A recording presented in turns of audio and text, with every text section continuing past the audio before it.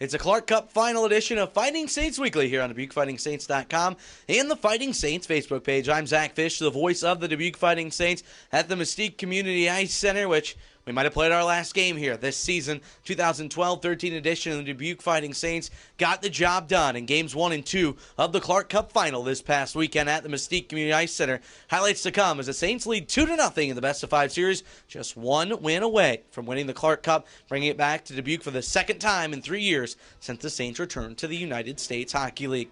Game 3 is in Fargo at the Shields Arena on Friday, 7:35 p.m. We'll be on the air on the radio side at 7:15. Fans can join us at a watch party at courtside. Family-friendly atmosphere. Come out and watch the game as they'll be televising the fast hockey version of the broadcast with my call. So make sure you come out and watch the Saints have a shot at winning the Clark Cup. If a Game 4 is necessary, that will be played on Saturday at 7:05 p.m. from the Shields Arena in Fargo. Courtside would also be hosting a watch party for that game. Courtside is the place to watch the Saints. And, of course, you can also tune in at home for a fee, fasthockey.com, and streaming audio live on Superhits 106.1 FM, and then online at Superhits106.com as well.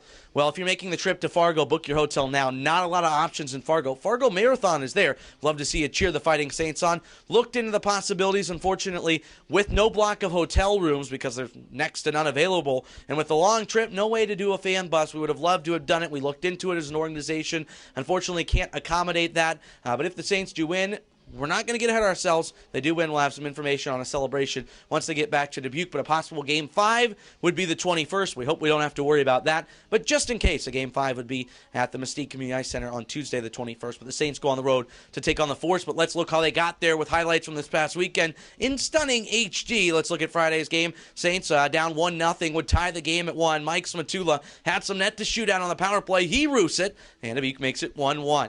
Smatula would score just a few minutes later for the Fighting Saints. Pass out from behind that by Peter Kenville. Welcome back to the lineup. Smatula buries it for the eventual game winner, 2-1 Dubuque. Another power play goal for the Fighting Saints, their second of the evening, would come courtesy of Nicholas Nevalainen. Smatula would get a shot falling from his back, and there's Nevalainen on the doorstep. He taps it in past Jensen, and the Saints lead 3-1 after 1. Fargo would get a power play in the second period. They'd have a chance to make it a one-ball game, but instead it'd be John Stevens intercepting a poor pass from the goaltender Jensen into the empty net. The fans love it. The Saints win 4-1 in game number 1. Well, maybe a little bit of deja vu in game number 2 as the Fighting Saints also won this one 4-1. Let's take a look at the highlights of this contest as the Saints this time would get on the board first. Peter Kenville had a pair of goals, and he rockets a slap shot from the left side, and Dubuque takes a 1-0 lead on Kenville's tally. Saints would add another goal in the first period of play. It'd come from Matt Benning. Kind of a soft goal given up by Jensen. He'd be pulled after this one, but what a rush by Benning. End to end, he shoots it 5-hole, and it's 2-0 Dubuque. Saints would add to their lead after the Force scored in the second period of play. They'd get one back. Peter Kenville, second of the game. Beautiful shot underneath the crossbar. What a play by Smatula. And it's 3-1 Dubuque, a power play goal. Saints would add one more with the empty netter to cap it off. Smatula would score, and the Saints won 4-1. And the Saints fans go home happy. Dubuque's up 2-0 in the Clark Cup final. Again, tickets for a possible Game 5, 563-583-6880. Get them now. You will be refunded if you purchase them over the phone or in person at the Mystique Community Ice Center. If the Saints do not play Game 5, we certainly hope we don't have to. Hope we can get the job done in Fargo. But the team will leave on Wednesday evening, take a sleeper bus, sleep overnight, then get into Fargo practice, then play on Friday against the Force and hopefully win the championship. It'd be a lot of fun.